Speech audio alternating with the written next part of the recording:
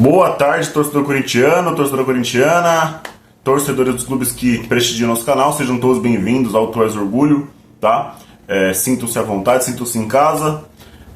Ontem o pós-jogo saiu um pouquinho tarde, né? Então eu decidi vir aqui falar um pouquinho da repercussão do jogo, tá? 3-1 Corinthians em cima do São Paulo na Neoquímica Arena, tá? Corinthians volta a vencer o São Paulo aí depois de 7 jogos, a maioria desses jogos fora de casa, né? Corinthians demorou para voltar a jogar contra o São Paulo na Neoquímica Arena e aí fez o que é de costume, vencer os caras em casa, tá? Aí com propriedade, tá? Vou falar um pouquinho sobre o Memphis, tá? Sobre a repercussão aí de comentarista queimando a língua na mesma hora, alguns outros comentaristas que mesmo assim ficam caçando pelo em ovo para não elogiar o Memphis, para criticar, e aí colocam um contrato em situação e etc. Essas coisas aí, tá? Então eu vou falar um pouquinho sobre isso, falar um pouquinho sobre o Yuri, falar como foram os clássicos do Corinthians esse ano, tá? Como ficou aí os clássicos do Corinthians esse ano. Vamos falar um pouquinho sobre a projeção aí para a Copa do Brasil daqui a pouco mais de 2 semanas. Falar um pouquinho da tabela, se o Corinthians consegue ainda se garantir um pouco mais na pré-Libertadores pelo Brasileirão mesmo, porque Copa do Brasil, como eu falei, 2 jogos, porradaria, vai ser pegado, então a gente também tem que se garantir pelo Brasileiro, tá? Eu sei que a cabeça do corintiano está pensando no Cruzeiro, mas é bom a gente se garantir na tabela, é bom a gente conseguir bons resultados nesses últimos 4 jogos que faltam no Campeonato Brasileiro, porque Copa do Brasil vai ser um time copeiro contra outro time copeiro. 2 times que sabem se mobilizar mais ainda para jogos decisivos assim. Cruzeiro maior como vencedor da competição, Corinthians com 3 títulos, Corinthians que vem crescendo em mata-matas nos últimos anos. Então acho que é importante o Corinthians também focar no Brasileiro nesses últimos 4 rodadas aí para se garantir ainda mais para o ano que vem também na tabela do Campeonato Brasileiro. Tá? E vamos começar por aí. Vamos olhar a tabela do Brasileirão aqui. Eu vou estar colocando aqui a tabela. Classificação. Corinthians com a vitória de ontem, tá? Ele sobe para a 10ª colocação, tá? Nessa tabela aqui está mostrando que o São Paulo está na frente, mas na verdade o Corinthians está na frente, mas na verdade o São Paulo está na frente porque o São Paulo tem um critério aí de mais saldos no momento e também de cartão vermelho, tá? Mas o Corinthians sobe para a 10ª colocação de novo, o São Paulo em 9º. O Corinthians tem 45 pontos igualmente ao São Paulo, tá? Os dois têm o mesmo número de vitórias, o mesmo número de derrotas, o mesmo número de empate, tá? Mas o São Paulo tem um saldo a mais, tá? Então é por isso que está empatado na tabela aí, tá? O Corinthians tem no domingo agora o próprio Cruzeiro, tá? Um esquenta para a Copa do Brasil, jogos diferentes, competições diferentes, mas já é um esquenta. Depois você tem um Botafogo em casa, Fortaleza fora, encerra o Brasileiro com o Juventude em casa, que eu creio que aí sim o Dorival deve colocar o time reserva, tá? Talvez contra o Fortaleza você já poupe alguns jogadores por conta do gramado ser um pouco irregular, um gramado ruim, aí você pode segurar alguns jogadores, tá? Mas eu acho que time reserva mesmo vai ser contra o Juventude, já pensando no jogo contra o Cruzeiro, tá? Então o Corinthians tem 45 pontos, vamos simular aqui uma coisa básica. Se o Corinthians empata com o Cruzeiro, tá? Uma derrota lá não vai ser novidade, porque o Cruzeiro é muito forte na sua casa e o Cruzeiro também tá brigando lá em cima, ainda com chances matemáticas de título. Então, vamos colocar um empate aqui, o Corinthians ia para 46, tá?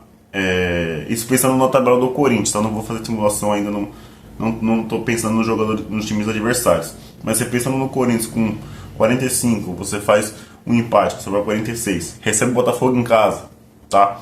Aí você vence o Botafogo, você vai para 49 pontos. Você viaja para jogar com Fortaleza, que está numa briga tenebrosa com rebaixamento, lá com 34 pontos, 4 pontos do 16º, que é o Santos. Aí você, sei lá, um empate, pode ser um empate, vamos negociar um empate. Aí o Corinthians ia para 50, tá? Ia para 50. Fecharia com o Juventude, né? Fecharia com o Juventude, já com o time reserva, creio eu, Juventude também praticamente rebaixado. E aí o Corinthians poderia fazer aí 53 pontos, né? Não, perdão, tô vacilando aqui, acho que é isso, tá? Mas então, por exemplo, o Corinthians vence o Cruzeiro, vai para 40, empata com o Cruzeiro, vai para 46, vence o Botafogo, vai para 49, empata com o Fortaleza ou vai para 50 e vence o Juventude 53. Isso nos melhores cenários, tá? Porque aí o Corinthians pode acabar perdendo um jogo desses aí, mas pensando no melhor possível, o Corinthians terminaria com 53 pontos, que é a pontuação atual do Bahia, que é o sétimo colocado, tá? O Bahia é o sétimo colocado com 53 pontos. A sequência do Bahia é o Vasco. Agora, o Bahia perdeu para o Fortaleza de 3-2 em casa. Recebe o Bahia em casa, viaja para Feira do Jacone enfrentar o Juventude, recebe o Sport e depois visita o Fluminense na última rodada do Brasileiro. O Fluminense já focado na Copa do Brasil também. Eu acho muito difícil o Bahia não sair desses 53, tá? Eu acho difícil o Bahia não sair desses 53, vai receber o Vasco em casa, você tem o Sport ainda para jogar em casa. Eu imagino que o Bahia não vai deixar de pontuar até lá. Então eu creio que o Corinthians pode sim chegar a 53 pontos, pensando nos melhores cenários possíveis dos últimos 4 jogos. Eu acho que o Corinthians não consegue, tá, ficar em sétimo. Pode brigar com o Bragantino, que é o oitavo, e pode virar um G8, deve virar um G8, né, por conta do Flamengo e do Palmeiras, né. Vai até o G6, se eu não me engano, né. Eu acho que é isso. O Fluminense está brigando. Se virar G8, eu acho que só vira G8 se o Cruzeiro vencer ou o Fluminense vencer a Copa do Brasil, né? Isso é muita vaga, eu me perco. Mas o Corinthians pode sim brigar aqui por uma oitava colocação, para ficar bem aqui na tabela, tá? Tem chance de brigar, né? Como também tem chance o São Paulo, que tem a mesma pontuação, o Bragantino, que tem a mesma pontuação. Mas o Corinthians tem chance de brigar por uma sétima colocação. Aí o Bahia não teria que pontuar, o Corinthians teria que ganhar todos os jogos, né? Porque você pensando que o Corinthians ganharia todos os jogos, o Corinthians ia para 57 pontos, porque o Corinthians tem 45, ia fazer 12, e aí ia para 57. Aí é o melhor cenário possível, né? O mais ideal, o Corinthians vencendo todos os jogos, e aí sim você vai para 57 e você pode brigar ali com o Internacional, com o Fluminense, por exemplo, que tem 54, o Botafogo, que tem 55, mas eu acho muito difícil o Corinthians vencer os 4 jogos. A gente vai torcer sempre, mas a gente sabe como é que são os jogadores do Corinthians. É um time que não é confiável, é um time que já está pensando um pouquinho na Copa do Brasil também. Mas eu acho que o Corinthians tem que fazer um bom jogo contra o Cruzeiro, tentar vencer, tá? Tentar vencer esses últimos 4 jogos, pelo menos tentar, pelo menos se esforçar para vencer esses últimos 4 jogos, pelo menos 3, tá? Porque contra o Juventude eu sei que vai ser time reserva e a molecada vai sim querer vencer se entrar para mostrar serviço. Mas se conseguir, tá? Tenta, se esforça, porque aí você pode pelo menos terminar de maneira digna o Campeonato Brasileiro, se garantindo um pouco mais na vaga da pré-Libertadores, tá? Além da chance real de classificação direta para a Copa do Brasil, pela Copa do Brasil, tá bom? Então é isso, a projeção de tabela é essa, tá? Vamos falar sobre o Corinthians em clássico, tá? Estou aqui na matéria do GE. Com a vitória do Corinthians por 3-1 contra o São Paulo, o Corinthians disputou o último clássico de 25, né? Foi o último clássico geral do Campeonato Brasileiro, né? O Corinthians terminou a temporada em clássicos com 7 vitórias, 3 empates e 4 derrotas, tá? Aproveitamento de 57,14. O Corinthians bateu o único rival que não tinha vencido ainda, que era o São Paulo esse ano. O Corinthians tinha 2 derrotas para o São Paulo, 2 jogos no Morumbi, mas aí conseguiu exorcizar o último demônio que faltava em clássicos nesse ano, tá? O Corinthians venceu o Palmeiras, empatou o Palmeiras no primeiro clássico do ano, depois vence o Santos 2 vezes, então o Corinthians venceu o Palmeiras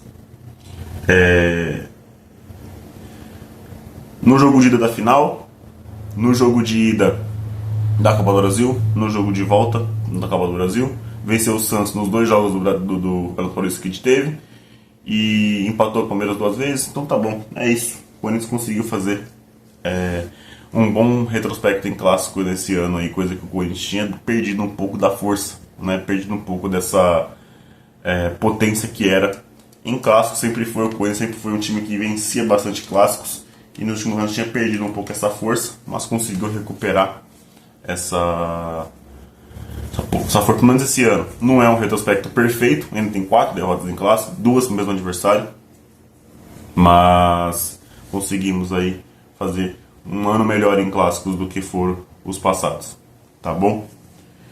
O Fabinho Soldado também, já mudando agora o assunto para o Fabinho Soldado, ele não garantiu a permanência dele pro ano que vem. Ele sempre falava que ia conversar, que tinha alinhamento com o Osmar Stabile, etc. Ontem ele falou que vai esperar acabar o ano, vai esperar os compromissos e aí sim vai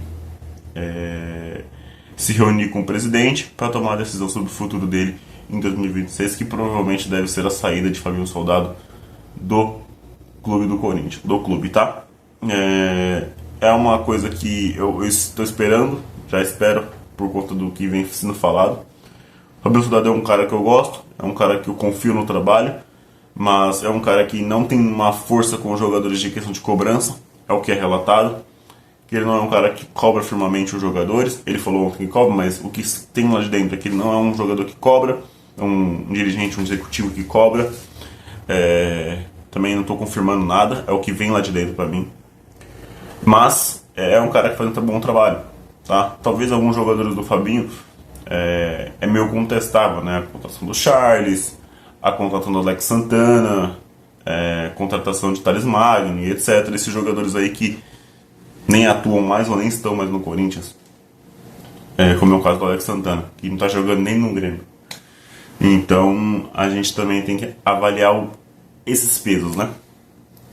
Mas tomara aí que não saia brigado, não saia com mágoa, que pelo menos saia, se for para sair, que saia pela porta da frente de maneira honrada pelo que fez e etc. Tá? Mas é isso, tá? Ricardinho, tá? Ricardinho. Ontem eu falei, né, que o Ricardinho queimou a língua, tá? Hoje eu vou falar de 2 pessoas, tá? Ricardinho e André Henning, tá? André Henning, Marcelo Beckler, esses caras aí de mídia tradicional aí que eles tentam não elogiar o Memphis, eles fazem de tudo para não conseguir elogiar, né? O Ricardinho ontem queimou a própria língua em seguida, tava criticando o Memphis, falando algumas falácias aí, tá? Porque quem assiste o jogo da Holanda sabe que o Memphis é igual ele tá jogando aqui, é igual. Muda a posição, muda posicionamento em campo, mas é igual. Ele às vezes parece estar andando, parece que ele não quer marcar, parece que ele não quer voltar, ele não dá carrinho. Ontem ele deu um carrinho, né? Parece que ele não quer dar carrinho, parece que ele tá jogando no sono. É a mesma coisa. Mas não vão falar isso, tá? Ah, lá ele faz mais gol. Claro, lá ele tem o Xavi Simons, lá ele tem uma zaga Van Dijk e Van de Ven. Os caras são titulares nos seus times da Inglaterra, né? Você tem o volante do Barcelona, você tem o caramba 4. E aqui ali toca a bola com Thales Magno, com, sei lá, Martinez, Ranieri, que a bola vem quadrada. É um pouco diferente, né? Mesmo assim, continua com essa falácia de que ele na seleção ele corre muito. É uma mentira. Na seleção ele não corre igual ele. Se a gente fala que o Memphis não corre aqui, na seleção é igual. Ele não se esforça para marcar, ele não corre para marcar, ele não vai se correr até a linha de fundo para marcar o ponto. A gente quer que ele faça isso, mas ele não vai fazer isso, ele não faz nem na seleção dele, nem no país dele onde ele nasceu, ele não faz isso. Mas insistem que ele se esforça mais lá do que aqui. Não é verdade. Não caiam nessa falácia da mídia. Não caiam nessa. Pelo amor de Deus. Eu sei que muito torcedor caiu já nessa falácia da mídia, mas não caiam nessa. É a mesma coisa na Holanda, é a mesma coisa aqui. Eu assisto todos os jogos do Memphis que eu tenho possibilidade de assistir, eu assisto praticamente todos. Ele também é igual. Parece estar com sono, meio cansado, mas decide jogos. É igual. Não tem mudança, não tem diferença nenhuma do Memphis, na seleção holandesa, pro Corinthians. Tá? Não tem diferença nenhuma. No jogo, no conteúdo do jogo, é a mesma coisa. A única coisa que muda é a posição. Lá ele joga de centroavante. Lá ele já anda, o time tá marcando e dá um piquezinho. É a mesma coisa daqui. Tá? A mesma coisa.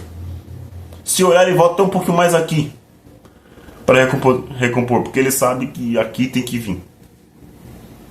Então não caiu nessa. E o Ricardinho, o Memphis cavou a boca dele logo em seguida com um puta golaço, tá? No meio das carinhas. Eu vou tentar deixar aí na transmissão, tá? Eu vou tentar mexer um pouco na imagem para não tomar direitos autorais do Grupo Globo, mas eu vou colocar isso aí. Mostrar isso, eu tô falando do Corinthians, porque na seleção da Holanda ele tá fazendo um gol atrás do outro. Agora aqui, no Corinthians, ele, além de ter se machucado muito, não ter tido sequência, às vezes que atuou, não atuou tão bem. Olha o Memphis aí, limpou, abriu espaço, golaço! Tá, aí hoje eu liguei a TV no YouTube, não assisto mais TV aberta.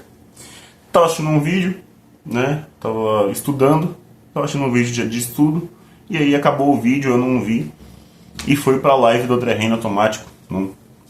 É uma live que eu já assisti algumas vezes, já acompanhava mais a live dele. E aí acho que o algoritmo mandou logo depois na live dele. E ele tava lá falando como ele fez um golaço, mas logo depois ele começa com picuinhas, com umas indiretinhas, falando do salário do Memphis, da cobertura do Memphis, e etc, e etc. Ai, mas aquilo não vale a pena. Ai, mas aquilo foi um golaço, mas não vale a pena. Ai, mas foi um golaço, mas não sei o que. Ai, meu Deus, é um custo muito alto. Ai, não sei o que. O cara não consegue elogiar o jogador na partida. Ele tem que falar sempre do englobo, do ao redor. Ele sempre tem que falar do todo. Ele sempre tem que falar do salário. Ele sempre tem que falar do contrato. Não consegue elogiar o jogador no campo e bola. Eu queria entender a dificuldade de analisar o jogador no campo e bola, pelo amor de Deus. Ah, é porque não tem como não falar. Tem como não falar sim do contrato do Memphis. Fala do jogo. Fala do campo e bola. Puta que eu pariu. É difícil, mano. É difícil falar do campo e bola pelo menos uma vez. Uma vez. Não dá. É impossível. Não consegue. Não consegue. Não tem capacidade para falar uma vez no programa do campo e bola. Sempre tem que falar do contrato. Que coisa chata, mano. Tem tantos dias pra falar do contrato do cara, mas no dia seguinte do jogo que ele decidiu, que ele tirou um gol da cartola, tem que falar da porra do salário do cara, mano. Não consegue não falar. Alguma coisa acontece. Alguma coisa acontece. Se coça. É fogo no cu. Não é possível, isso é fogo no rabo. É um fogo no rabo, não é possível isso. Aí vai lá, aí acabou essa merda de live que eu tô falando, dessa live que eu tô falando. Aí vai pra outra, mesmo lugar, TNT Sports. Aí vai, maluco que chegou no Brasil esse ano. Era um cara que eu respeitava pra caramba, coerente. Aí chega aqui e já entra no sistema. Aí já vai falar de contrato, não consegue elogiar o mínimo do campo e bola, pelo menos uma vez, não consegue. Não consegue, é proibido falar do campo e bola. Tem que falar do contrato sempre. Ele pode fazer 3 gols, vai falar do contrato, não vai falar do campo e bola. O Corinthians joga na quarta, pelo menos na quinta, fala do campo e bola. Na sexta você pode falar da porra do contrato que você quiser, do bônus que você quiser. Mas na quinta, o jogo é na quarta, na quinta pelo menos fala do campo e bola, fala do que o cara fez. O jogo foi na quinta, hoje, pelo menos hoje, falava do campo e bola, mas não, só fala da porra do contrato. Começa elogiando, é igual barata, né? É igual barata, morde a sopra. Porra, começa elogiando, amacia a carne e vai lá e volta para o assunto do contrato. É lógico, né? Vende, dá audiência nessa porra. Cara, é impressionante isso. É impressionante, não cansam de passar vergonha. Mas não, a gente é jornalismo, tem que trazer a verdade. Porra, pelo amor de Deus, faz isso. Pô, você quer falar da merda do contrato? Vamos dar o jogo é domingo. Na segunda, fala do campo e bola. Na terça, você pode descascar o contrato do cara. Dá um dia, pelo menos, um dia falando do campo e bola do jogo. Um dia. Um dia, pelo menos. Pelo amor de Deus, cara. É difícil isso. Não é possível. É nojento, cara. É nojento.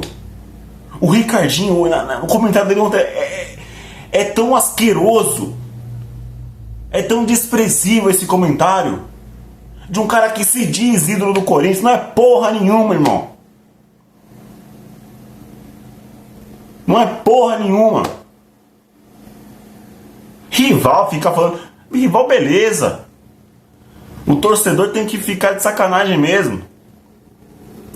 Agora uma pessoa que se diz profissional, ou que se diz um profissional que... Cara, ou se diz profissional, porque não é. Não consegue. Não consegue. Parece que se falar do campo e bola vai ser mandado embora no dia seguinte. Cara, é asqueroso, cara. E eu tô cansado já. Eu já não assisto meio... Acho que a maioria dos programas, mas hoje, infelizmente, bateu de eu não ver que tinha acabado a porra do vídeo da atividade que eu tava fazendo de estudo. E foi pra essa merda de live, depois pra outra merda de live. É porque você fica tão puto que você fica chocado, você fica assim, ó. Aí você fica esperando acabar. E não acaba, é o mesmo assunto. O programa tem 1 hora, é 1 hora falando do contrato do Memphis. Se vale a pena ou se não vale. Se vale o custo-benefício ou se não vale. Se tá valendo a pena o contrato ou não. Toda hora, cara. Cara, é muito chato. É muito chato. Não tem uma coisa boa pra falar. Porra, fala do jogo. Fala que o cara entrou e decidiu. Pô, fala do Yuri Alberto que fez 2 gols. Alguma coisa. Mas não, tem que falar da porra do contrato toda hora. Toda hora, mano. É revoltante isso, cara. É revoltante. De verdade, cara. É algo... Ai, de verdade, cara. Olha, nossa senhora. Mudando o assunto, o Yuri Alberto, já pegando o gatilho para terminar o vídeo. O Yuri Alberto empata com o Rivelino com os gols brasileiros. Se não me engano, está na 4ª colocação ou 3ª. E ele é foda, tá? Nessa questão ele é foda. Quando ele tá com confiança, quando ele não quer inventar, quando ele não quer se comprometer, ele é embaçado. Ele é embaçado. Ele consegue. Mas eu não sei o que acontece com o Yuri, que ele gosta de se comprometer. Ele gosta de jogar tudo que ele tem como jogador preciso do Corinthians. Ele consegue jogar tudo no lixo em instantes. Mas quando ele tá com confiança, ele vai fazer gols. Ele vai conseguir fazer gols. Tá? Mas é aquele jogador que domingo pode me irritar e eu posso vir aqui descascar ele. Eu não tenho essa, tá? Eu analiso jogo a jogo. Ontem ele jogou bem, vou elogiar. Se domingo jogou mal, eu vou criticar. Simples. Eu analiso jogo a jogo. Eu não vou acabar com a vida do cara, mas eu vou criticar. Se fazer merda, eu vou criticar. Tá? Eu não condeno o jogador por um jogo, mas eu analiso jogo a jogo. Então eu vou criticar e eu vou elogiar. Simples assim. Tá? Então parabéns ao Yuri Alberto, empatou com o Rivelino. Número de gols em Campeonato Brasileiro. Tá? O maior artilheiro da arena. Parabéns, merecido. Tá? É o jogador que tá jogando, então tem que sim ter esse mérito. E é isso. Tá bom? Ontem foi importante, fez 2 gols, chamou a responsabilidade, não fez gracinha, não brincou. Foi sério, foi lá e fez 2 gols. E ajudou o Corinthians a vencer o São Paulo por 3-1. Tá? É isso. Amanhã vídeo do Sandrão aqui no canal, provavelmente. Caso não aconteça, eu tô aqui, tá? Mas eu creio que vai ser o Sandrão amanhã. Domingo, pós-jogo, vai sair um pouco tarde, porque o jogo já vai começar tarde. Prime Video, tá? 8h30 da noite no domingão. Fechou? Um forte abraço. Beijo no coração de vocês. Vai Corinthians. Valeu, falou. Fui.